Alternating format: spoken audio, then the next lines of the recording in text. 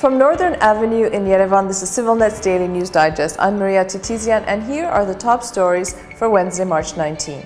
A new Justice Academy opens in Yerevan. Also, Armenia's delegation to the Inter-Parliamentary Union stresses the importance of a peaceful settlement. Plus, find out how much Azerbaijan's military spending has increased in recent years. And later, the Lebanese darbouka comes to Armenia. A new Academy of Justice opened its doors yesterday in Yerevan. Taking part in the official opening ceremony was President Serge Sarkisyan and Minister of Justice Hrayr Tovmasyan. The Academy was financed through a $2 million loan by the World Bank. The objective of this new institution, which will operate under the auspices of the Justice Ministry, is to foster and impart the necessary skills and professional knowledge to future candidates for judges and prosecutors. It will help to improve the competence and professional knowledge of acting judges, prosecutors, judicial officials, civil servants working at the Prosecutor General's office, and will also offer educational programs. The Academy of Justice is charged with creating new approaches and values enshrined in the 2012-2016 Strategic Program of Legal and Judicial Reforms. Hovik Abrahamyan, the Speaker of the National Assembly of Armenia, criticized Azerbaijan for its counterproductive and harmful approach towards the peaceful resolution of the Nagorno-Karabakh conflict. Abrahamyan addressed these concerns during the 130th Assembly of the Inter-Parliamentary Union in Geneva, Switzerland on March 17. Abrahamyan emphasized the key role the OSCE Minsk Group has played in its efforts to reach an agreement. The Armenian Parliament Speaker underscored the three internationally recognized principles on the basis of which the mediating mission has been conducted: people's right to self-determination, territorial integrity, and non-use of force or threat of force, which implies a compromise settlement of the problem. Abrahamyan said, regrettably, Azerbaijan prefers only one of the aforementioned principles, namely territorial integrity. Moreover, the bellicose rhetoric at the highest level in Baku does not contribute either to a peaceful settlement of the conflict or to the strengthening of stability and confidence building in the region, thwarting the international community's efforts. The Republic of Nagorno-Karabakh will have a new Institute of Ancient Manuscripts. On March 17, President of the Republic of Nagorno-Karabakh, Bako Sahagyan, met with architect Artur Mezgyan and director Hracia Tamrazyan of the Mesrop Mashtots Institute of Ancient Manuscripts, or the Madenataran, to discuss establishing a Madenataran in Artsakh and also renovating the Varam Papazian Drama Theater in the capital city, Stepanakert. President Sahagyan stressed the importance of fostering the establishment of an Ancient Manuscript Institute Museum in Artsakh, noting that it will help preserve historical values and promote professional research on the history of Artsakh's native people. The Stockholm International Peace Research Institute, or SIPRI, an independent resource on global security, issued a fact sheet on the volume of international transfers of major weapons between 2009 and 2013. It lists the main exporters and importers in that time period and describes regional trends. According to the report, Azerbaijan increased its arms imports by 378% between 2004-2008 and 2009-2013. In the last four-year period, Russia accounted for 80% of Azerbaijan's arms imports. Other notable arms suppliers to Azerbaijan were Belarus, Ukraine, Israel, and Turkey. The five biggest exporters of major weapons in 2009-2013 were the United States, Russia, Germany, China, and France. And the five biggest importers were India, China, Pakistan, the United Arab Emirates, and Saudi Arabia. A senior researcher with the SIPRI Arms Transfers Program, Simon Weizmann, said that despite the crisis in its arms industry in the post-Cold War period, Russia has maintained high levels of arms exports. The European Court of Human Rights has ruled that Turkey partly violated the European Convention on Human Rights in connection with the conditions of Abdullah Öcalan's detention in the Emrali Island prison of Istanbul, where he is serving a life sentence for treason. Abdullah Öcalan is the leader of the outlawed Kurdistan Workers' Party, or PKK. In its chamber judgment, the ECHR ruled that there had been a violation of Article 3 of that charter, that is, inhumane or degrading treatment of Öcalan's detention from February 1999 to November 2009, when the PKK leader was held in solitary confinement. It unanimously ruled that there had been a violation of Article 3 regarding his sentence to life imprisonment without any possibility of conditional release. The court warned Ankara that prisons should not turn, quote, into the gates to hell. It acknowledged that Mr. Öcalan's detention presented the Turkish authorities with extraordinary difficulties. As leader of a wide-scale separatist movement, Öcalan was regarded by a considerable portion of the Turkish population as the country's most dangerous terrorist. The ECHR said that while Öcalan did not file a request for any form of compensation, Turkey is obligated to pay him 25,000 euros for costs and expenses. Amnesty International has demanded the immediate and unconditional release of Hovik Abrahamyan, a deputy head of the opposition Musafat Party, and Ilgar Mammadov, leader of the Human Rights Republican Alternative Group in Azerbaijan. The government of Azerbaijan sentenced the men to 5 and 7 years in prison, respectively. Critics point out that this latest case underscores the already rampant corruption that is endorsed by the current Aliyev government. Critics further state that the arrests and verdict are also politically motivated. In addition to the 2 men, 16 others have also been convicted and jailed on similar charges.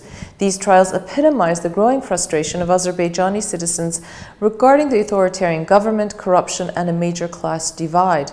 Denis Krivosheyev, deputy director at Amnesty International, stated, "The authorities in Azerbaijan seem to stop at nothing to crush dissent. They are being punished simply as critics of the government.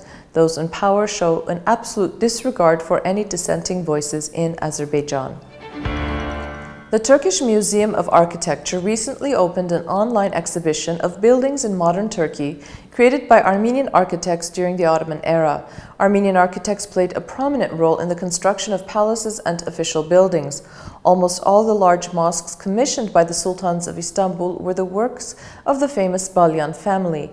According to the curator of the exhibition, during the course of Ottoman history, many famous architects of Armenian origin were instrumental in the development of the empire. He went on to say that the architecture of Istanbul would be unimaginable without the Balyan family, a dynasty of famous Ottoman imperial architects of Armenian ethnicity. For 5 generations in the 18th and 19th centuries, the Balyans designed and constructed numerous major buildings, including palaces, kiosks, mosques, churches, and other public buildings, mostly in Istanbul. The 9 well-known members of the family served 6 sultans in the course of almost a century and were responsible for the evolution of the architecture of the then capital city. The most important and largest construction built by members of the Balyan family was Dolmabahce Palace, which is considered to be one of the world's finest palaces of the 19th century. Most of their buildings are still in use and registered as historical monuments. A recent survey by the USAID Clean Energy and Water Program shows diminishing groundwater resources in Armenia's Ararat Valley. Authors of the study presented their findings to government officials, industry leaders, and scientists. Participants included Deputy Prime Minister Arman Gevorkyan, Head of USAID Armenia Karen Hilliard, officials from Armenia's Ministries of Environmental Protection, Agriculture, and Energy and Natural Resources, and representatives from the regional governments of Ararat and Armavir. The study found that the level of groundwater resources, including in reservoirs and aquifers in the Ararat Valley, has dropped significantly over the last 6 to 8 years. Over 30 communities in the valley suffer from shortages of potable and irrigated water, which leaves a negative impact on the socio-economic and health conditions of the region's villages.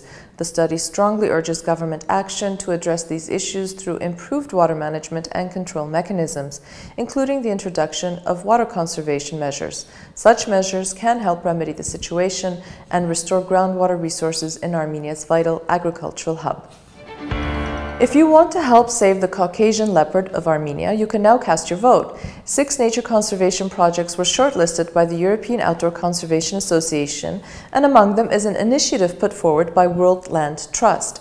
If enough people back the Trust's Saving Armenia Leopard project, it will win a grant of 30,000 euros from National Geographic Germany. The funds will support vital conservation measures for the Caucasian leopard in Armenia, and every vote counts. Until just a few years ago, the future for the Caucasian leopard looked bleak. This subseries of leopard is registered as endangered on the IUCN Red List and has a total population of no more than 1,300. The Caucasian leopard's stronghold is in Iran, where it is known as the Persian leopard. But in Armenia, there may be as many 15 individual leopards remaining. There hadn't been a sighting in Armenia since 2007, but undeterred, in 2010, the Foundation for the Preservation of Wildlife and Cultural Assets raised funds to establish the Caucasus Wildlife Refuge and to implement robust measures to protect the Caucasian leopard and its habitat. Voting, which began on March 17, will run till March 31. If you want to cast your vote to protect the Caucasian leopard, you can follow the link on the bottom of your screen. Aras Shirasyan, a prominent Armenian sculptor, died 2 nights ago at the age of 73. Shirasyan, who had a stroke in late February, had been receiving treatment in a hospital. Aras Shirasyan was born in Yerevan in 1941. He was the son of poet Hovik Shirasyan and famous poetess Silva Gabudikyan, both of whom have left a lasting legacy on modern Armenian literature. Graduating in 1966 from the Yerevan Theatre and Fine Arts Institute and becoming a member of the Artists' Union of Armenia in 1968, Shirasyan is known for his monumental sculptural works of art, such as the monuments of Baruch Sevak, Yerishe Charens, Alexander Myasnikyan, William Saroyan, Antranik Ozanyan, and many others. Last week, ＳivilNet hosted world-renowned Lebanese darbouka player and composer Rony Barrak. Barrak was in Armenia at the invitation of conductor Garin Durgaryan, and on March 12 he gave a special performance with the State Academic Opera and Ballet Theatre of Armenia. The following day, he came to ＳivilNet with musician Vahan Ardzruni and flutist Nelly Manukyan for an unplugged performance at our studios. Our reporter Maria Yeghazarian sat down with him afterward to talk about his love of the darbouka and his visit to Armenia. Take a look. Not only Armenian Lebanese people, they do appreciate my playing as well as Lebanese, and playing especially now in Yerevan, especially doing this concert with the orchestra and at the opera house. They're really happy about it, and Lebanese people as well, because they like Armenia and they know the traditions, and so there is a connection between both countries. The exchange rate is up on your screen as we take a look at your forecast. It's going to be a sunny day in Yerevan with a high of 14 and a low of 1. Gyumri will have a high of 8 and a low of -3. The capital of Artsakh, Stepanakert, will have a high of 13 and a low of 2. And our travel forecast takes us to China's bustling capital, Beijing, where the high will be 15 and the low 3 degrees Celsius. Although it seems unlikely, Armenians have had a presence in China for centuries. Armenians were referenced in China as early as the 5th century AD. Beginning in the Middle Ages, due to developments in global economics posed by the Silk Road, Armenian merchants would travel to China primarily for trade. As a result, Chinese culture began influencing Armenian art, especially in Armenian miniature paintings. By the 19th century, Armenians had established merchant communities in cities such as Hong Kong, Guangzhou, and even Tibet. It was not until the early 20th century that Armenians began large-scale migration to Chinese provinces, especially to northern China. Due to the construction of the Chinese Eastern Railroad, commissioned and built by Imperial Russia, Armenians began locating to Manchuria to work on the railroad construction. In 1917, the Armenian National Organization was founded and by 1923 had 400 members. This organization built an Armenian church in the city of Harbin called the Far Eastern Armeno-Gregorian Church. Meanwhile, an active Armenian community developed in the city of Shanghai, even building their own ethnic club called the Armenian Club of Shanghai. As a result of the communist takeover of China in 1949, and especially after the Cultural Revolution of Mao Zedong, the Armenian community of China scattered across the globe. Mao Zedong's policy destroyed many ethnic Chinese and forest monuments, the Armenian church in Harbin included. Today, the Armenian community in China numbers around 100 people. And that is our digest for this Wednesday, March 19. We leave you today with the music of Wu Man playing the Chinese pipa. Enjoy, and I'll see you back here tomorrow.